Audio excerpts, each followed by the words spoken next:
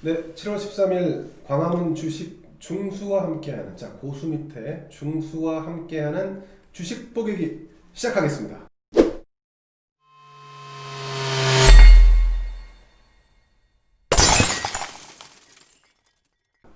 자, 오늘도 자리 함께 나오셨습니다. 김상현 팀장님 소개합니다. 안녕하세요, 김사연입니다. 네, 반갑습니다. 오늘 좀 비도 오고 좀 꿀꿀하긴 한데 그래도 오늘도 내일 투자할 주식을 뽀갤 수 있다는 게 행복합니다. 그렇죠. 저번 시간에 콜마 B&H를 다뤘었는데 콜마 오늘 잠깐 봤는데 얼마나 올랐죠? 한 7, 8% 오른 것 같은데 제가 와우. 주가를 확인은 못 해봤지만 자, 4,000원 올랐네요. 7.33%. 불을 뿜고 있습니다. 야, 네, 이게 진짜 우리가 김 팀장이 예상한 대로 진짜 뭐 얼마까지 가겠네요. 네. 기대하고 있습니다. 네. 네. 자, 좋습니다. 그러면 첫 번째 저희가 S에너지를 뽀갤었고, 두 번째 콜마를 뽀갤고, 이번에 세 번째 뽀갤 종목은 뭐죠? 오늘 뽀갤 종목은 동성 화인텍입니다. 동성 화인텍.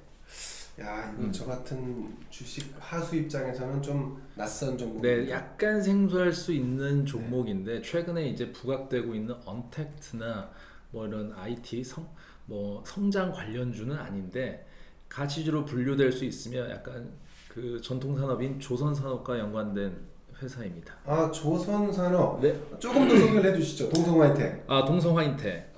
최근에 LNG 이슈로 조선 어떤 이제 그 전반적으로 조선 관련 주식들이 굉장히 부각을 받았었는데요. LNG 선박 수주로. 네, 카타르 백척에 대한 백척. 수주. 네. 뭐 실제로 수주된 건 아니고 LOI 정도의 건조 의향서라고 하죠. LOI 정도의 뭐 이렇게 계약이긴 하지만 그것과 관련돼서 조선이 이슈를 받으면서 조선 3사 플러스 여러 가지 뭐 기자재 업체가 굉장히 주목을 받았는데 그 중에서도 LNG 그 선박의 화물창 및 LNG 터미널에 사용되는 그 초저온 본행제를 공급하는 회사입니다. 초전 본행제. 네, 초저온 본행제입니다. 초저온 본행제. 그렇죠. 네. 그렇군요.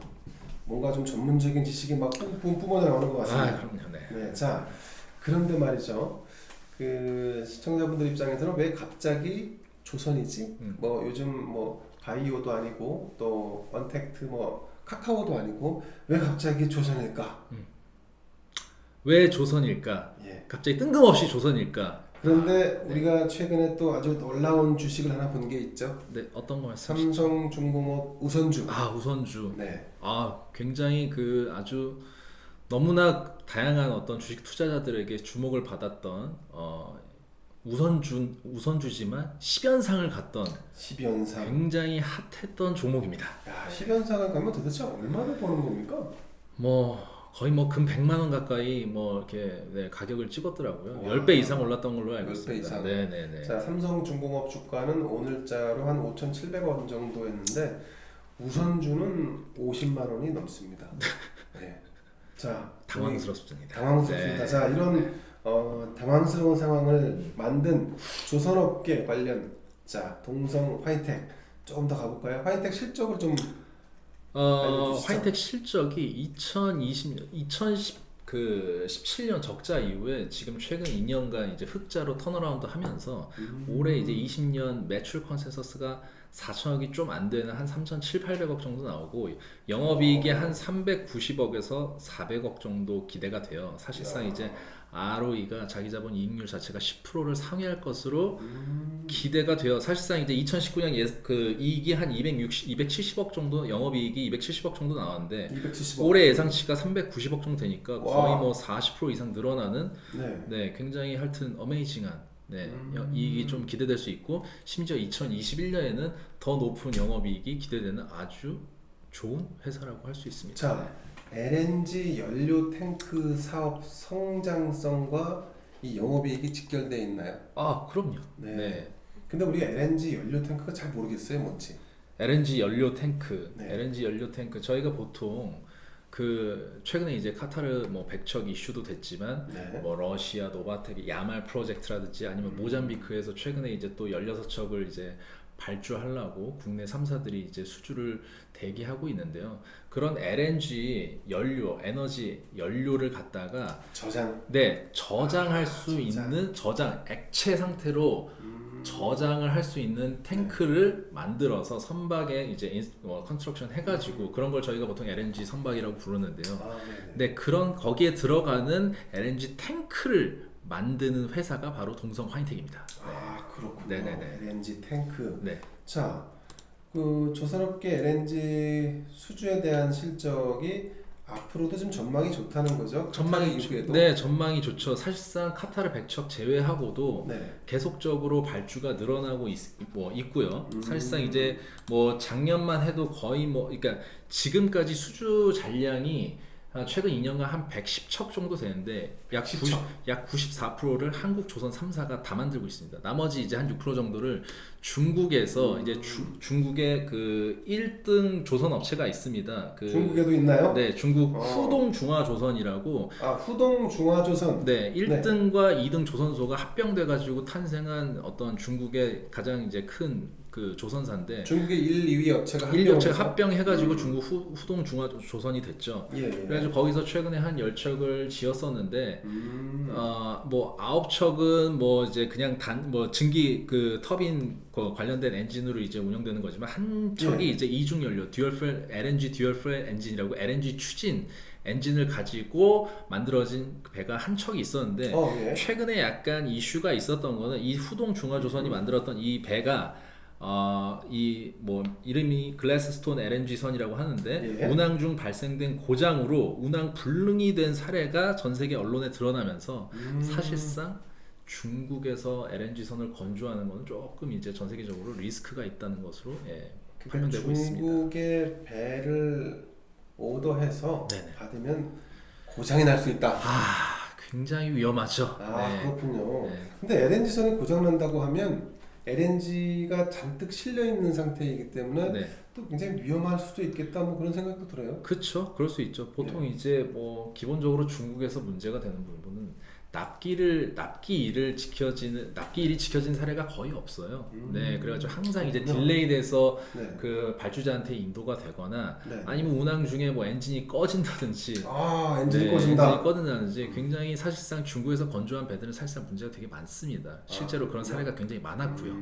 그래가지고 아무래도 그런 이제 그 해외 대형 이제 발주사들 자체가 한국 조선소를 굉장히 신뢰하면서 믿고 그래가지고 주로 이제 대형 물량 아니면 중요한 물량들은 한국 조선사에 맡긴 경우가 대부분입니다. 자, 그럼 국내 조선사의 이런 그 탱크, 저온 탱크를 납품하는 이 화인텍, 동성 화인텍의 기술력은 어느 정도 수준인가요? 중국은 못 따라온다. 뭐 일본도 못 따라오나요? 일본도 못 따라오죠. 그래요? 일본도 못 따라오죠. 그렇습니다. 아니 근데 얼핏 생각하기에 이런 기술력을 가지고 있는 데는 이제 주로 일본이다. 그리고 대량 생산, 저가 생산은 중국이다. 뭐 이런 식인데 이 동성 화이텍의 기술력이 최고라고 하는 거는 좀 놀랍고 새로운 사실이네요. 이게 사실상 전 세계 발주되는 LNG 선의 탱크는 동성 화이텍 혹은 한국 카본 우리나라 둘 다 우리나라 회사인데 우리나라 그 두 회사가 다 독점으로 이제 뭐 받아가지고 제조를 해서 납품을 하고 있어요. 근데 동성 화이텍의 기술력이 탑급인 뭐 기술력 중에 하나가 보일 오브 레이시오라고 이게 그 일일 LNG 기화율인데 이게 0.085%로 매우 좋습니다. 사실상 이제 그 액체 상태로 LNG가 저장돼서 이제 운반이 되는데 이제 기화돼 가지고 그 조금씩 빠지거든요. 그래가지고 그 사실상 이제 그 뭐 백을 이렇게 채워서 이제 운반을 하면은 사실상 이제 기화돼서 계속적으로 줄어드는데 사실상 인도 될 때 백이 아닌 경우가 이제 대부분이죠. 근데 그 기화율 자체가 가장 적습니다. 동성 화이텍이 만든 이 기화된다고 하면 원래 100을 채우고 왔는데 저쪽에서 카타르에서 채우고 왔다고 한국에 왔다고 쳐요. 그러면 기화율이 뭐 그냥 1% 2% 뭐 이 정도 수준인가요? 0.085로 0.1% 미만입니다. 사실상 거의 그대로를 보존해가지고 인도 받을 수 있다고 할 수 있을 그 정도입니다. 기술을 가지고 있는 회사, 그런 탱크를 만들 수 있는 회사가 동성 화이텍이다. 그렇죠. 그럼 동성황택이 수출도 하나요? 수출도 합니다. 합니다. 네, 수출도 해가지고 이제 그 자국발 이제 자국발이라 그 한국에 있는 조선 3사에서 받는 뭐 물량도 있지만 수주 뭐 이렇게 해주는 물량도 있지만 이제 그 중국이라든지 이런 쪽에서 이제 건조된 LNG 선에도 최근에는 수출을 할 수 있도록 이제 글로벌로 이제 판매처를 다변화시키고 있습니다. 그렇군요. 자, 이렇게 잘 나가는 동성황택. 2020년 10월에 전환사채 이슈가 좀 있다던데요? 그쵸. 이제 가장 이제 주목할 부분이 하반기에 10월 1일에 약 400억 원 규모의 400만 주? 예, 아니요. 400억 원. 400억 원? 예, 400억 원에 해당하는 전환사채가 이제 그 대기 중인데요. 이게 사실상 이제 지금 현재 리픽싱이 계속 돼가지고 행사 가격 자체가 9,315원 정도 됩니다. 근데 이제 이게 이제 전량 보통주로 전환되면은 지금 발행 물량의 한 15.9%가 증가하는 수준인데 이게 사실상 표면 이자가 0%이기 때문에 거의 다 그냥 다 보통주로 전환된다고 생각하시면 편할 겁니다. 아니, 이제 그럼 주식 숫자가 늘어나죠. 늘어나잖아요? 네, 당연히 늘어나죠. 그럼 주식 숫자가 늘어나면 주가가 떨어지진 않나요? 뭐 꼭 떨어지는 건 아닌데 사실상 그렇게 썩 이렇게 좋은 일은 아니죠. 일은 아니죠. 아닌데 이제 그런 이제 주식 그 희석 효과에 대비해서 영업이익이라든지 매출이 또 그거보다 더 상회하게 이제 늘어나면은 충분히 주가가 부양될 수 있는 모멘텀이 될 수 있습니다. 그렇군요. 자, 그러면 오늘 종가하고 지난 52주 최고가도 한번 좀 비교해서 말씀을 해주시죠. 보면 52주 최저가가 역시나 모든 주식들이 3월 19일 날 코로나 이슈 때문에 최저점을 찍었습니다. 이 주식은 4,500원 찍었고 52주 최고가는 6월 3일 날 12,850원. 이때가 카타르 백처 수주에 대한 이벤트가 있었죠. 네, 현재는 이제 뭐 오늘 종가를 보니까 8,950원 정도 되는 것 같습니다. 거의 그 52주 최저가와 52주 최고가 그 사이 중간쯤 원전이 지금 위치해 있는 상태네요. 네, 그렇죠. 네, 그렇습니다. 네, 그렇습니다. 자, 기관하고 외국인 수급은 좀 어떻습니까? 이게 그 기가 막히게 그 6월 뭐 1일, 3일 그 6월 초에 고점을 만들 때부터 고점 직전인데 기관 물량이 대거 출회가 됐습니다. 대거 매도를 했다. 6월 1일부터 현재까지 기관이 약 156만 주 정도 매도를 했는데 이게 사실상 2019년 2월부터 10월까지 기관이 뭐 6,000원에서 만원 사이에서 매집한 물량들이 이 이벤트 카타르 백척 이벤트를 기점으로 대부분 다 매도를 했어요. 그래가지고 지금 현재는 약간의 수급이 꼬여 있는 상황입니다. 사실상 꼬여 있다. 네, 동성화인텍은 기관들이 조금 이제 매수를 뭐 땡겨주면서 가격이 이제 올라가는 어떤 그런 종목의 그러니까 그런 성격을 가진 종목이었는데 최근에 이제 기관이 대거 매도를 하면서 약간 수급이 꼬여버려가지고 기간 조정이 조금 필요한 상황이라고 할 수 있습니다. 자, 그러면 그 동성화인텍은 카타르 수주로 52주 최고가를 찍었고 추가적으로 국내 조선사들이 LNG전 수급할 것들이 남아있는 상태고 그것이 예정대로 온다 그러면 당연히 중요 납품업체인 동성화인텍 주가도 올라가죠. 최고가를 다시 넘길 수도 있다. 올라가죠. 그렇군요. 네, 지금 현재 굉장히 주목해야 될 부분 중에 하나가 LNG를 그 화물창을 만들어서 인도하는 것보다 수주 잔량이 늘어나고 있다는 게 굉장히 고무적이에요. 수주 잔량. 네, 수주 잔량이 항상 이거를 보거든요. 그래서 이제 수주 잔량이 앞으로 아까 말씀드린 야말 프로젝트라든지 아니면 뭐 모잠비크라든지 뭐 이런 쪽에 뭐 카타르 백척도 있지만 이런 게 다 추가적으로 수주가 되면은 뭐 한 번에 뭐 5년치, 6년치 그 물량을 확보하면서 사실상 동성화인텍은 사실상 그 아까 말했던 400억 추가 발행된 전환사채를 가지고 공장 증설도 했습니다. 지금 거의 공장 증설을 했어요. 공장 증설도 이제 맞춰가지고 풀 캐파 자체가 더 늘어났기 때문에 이런 부분에서도 이제 더 자동화가 이루어지고 원자재 조달이라든지 이런 부분에서 더 효율적인 어떤 그 운영 관리를 한다면 그 영업 이익에서는 훨씬 더 매력적인 어떤 그런 종목이 될 수 있습니다. 그렇군요. 자, 그 차트에 대한 좀 기술적 분석은 어떤가요? 지금 이제 5일선과 21선이 역배열 상태에서 약간 장기 평선이 60일선과 120일선까지 이제 수렴 구간으로 진입을 했어요. 이게 무슨 말입니까? 사실상 이제 그 코로나 그러니까 이슈로 인해서 많이 내려왔기 때문에 네. 사실상 이제 거의 뭐 이평선 자체가 거의 다 역배열이었습니다. 근데 이제 최근에 이벤트를 그 기점으로 올라왔는데 이제 다시 이제 조정을 받으면서 네. 이평선 자체가 다 이제 수렴 구간으로 한데 모이고 있습니다.